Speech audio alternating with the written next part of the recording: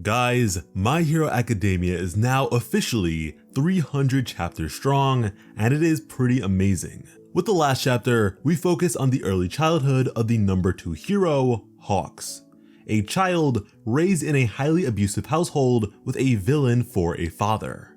A father who would at some point be arrested by Endeavor, changing Hawks' world forever. After living on the streets for some time because of this, Hawks and his mother would be approached by the Public Safety Commission as he would be trained to be a hero of their making and abandon his previous identity. In the present day, Hawks was still recovering from his encounter with DABI, as we would also get a glimpse of the public animosity towards heroics.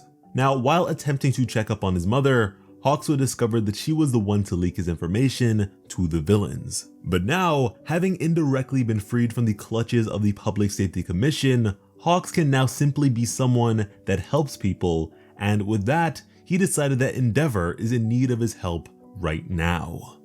To begin with this latest chapter, we pretty much had the current events of the story wrapped up and directly addressed.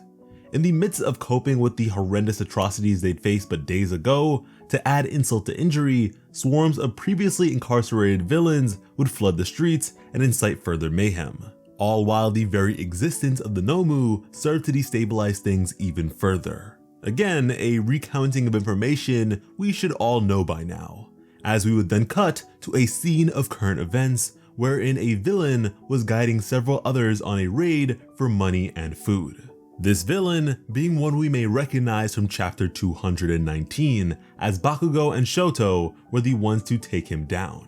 A scene which we will presumably be seeing animated with the release of the anime's 5th season. But as this was taking place, the shop owner would emerge in defense of his establishment with the use of a support item, the likes of which we may assume flooded the market thanks to the providence of the Paranormal Liberation Front. Now, this is interesting considering this very villain had employed the very same black market goods in the past.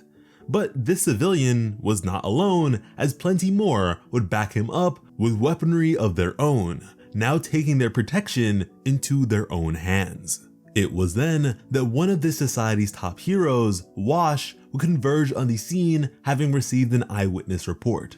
But by the time Wash made it there, the fighting was already over, and there were a number of casualties on both sides. These civilians were inexperienced, and with that lack of training and caution runs the risk of even further destruction across the board. A situation that was not exclusive to this circumstance, and instead could be seen across the country.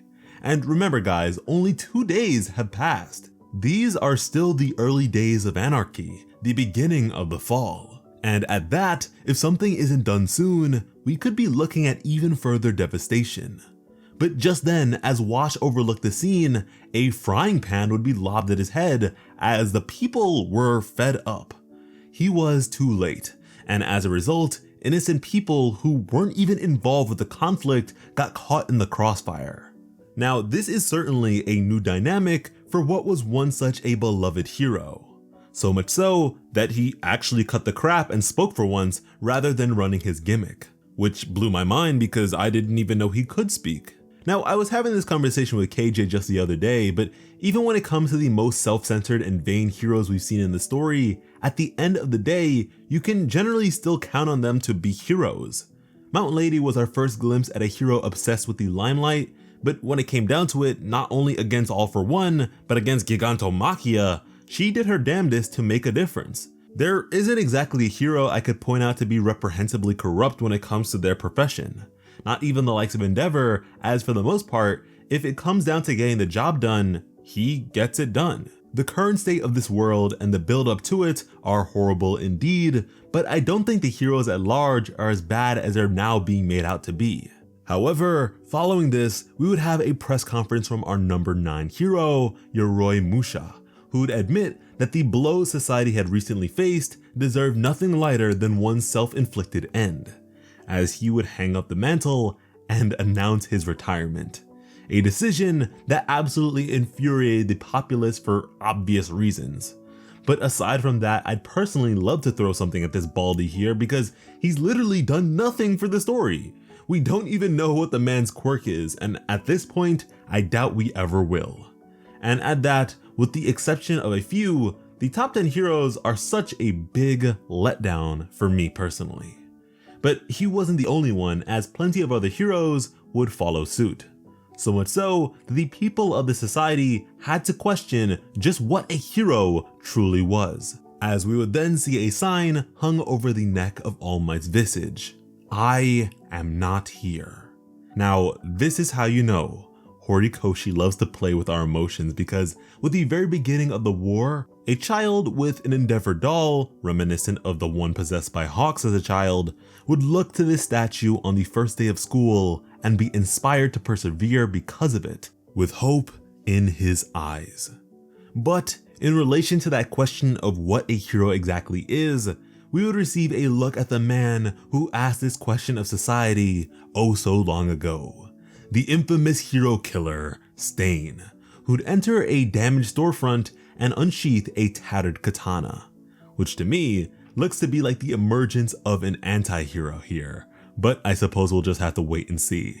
But in the end, more than anyone else, the masses decided to place the blame on one man in particular, their number one hero, Endeavor. The doctor would tell Endeavor that Shoto is just fine, and Horikoshi must really think he's slick making the staff of this hospital a bunch of Mario characters. At this point, Endeavor was a shell of a man. He would reflect on all that had transpired with DABI and such, and concluded that even with the inconsistency of Best Jeanist being alive, he couldn't deny that DABI is his son, Toya. He'd reflect on the state of depravity and derangement he had led his boy to, concluding that although he was still alive, Endeavor the hero is dead. Because despite DABI being a mass murdering villain, he can't bring himself to fight his own son. An interesting concept considering he beat them so thoroughly as children, but whatever. He'd begin to weep and do so just as Shoto opened the door.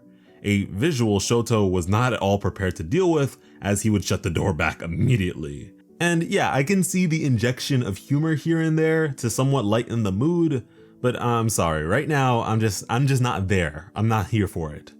His children would then begin to enter as Natsuo would question why he was crying. And at this point, Endeavor was just a sorry mess, apologizing and deciding that it was too late, beginning to speak of his heart as Miss Ray would check him immediately, as Shoto was standing there to support her. Endeavor is the last one who deserved to be crying at a time like this, and in seeing her, he was shocked as he hasn't seen her in about a decade or so. She came with a flower in hand to talk about their family and talk about Toya. And that was the chapter. I am really enjoying our look at the worldly ramifications of this conflict and definitely look forward to covering more. So if you'd like to be here for all that and more, then I suggest you subscribe to Plot Armor if you haven't already. And for even more anime and manga content not featured on the channel, go ahead and check out our Patreon linked in the description. Because when it comes to bringing you some of the best My Hero Academia content on the platform, Plot Armor has you covered. As always, I'm Slice of Otaku. Thank you all so much for watching and have an awesome day. I love you.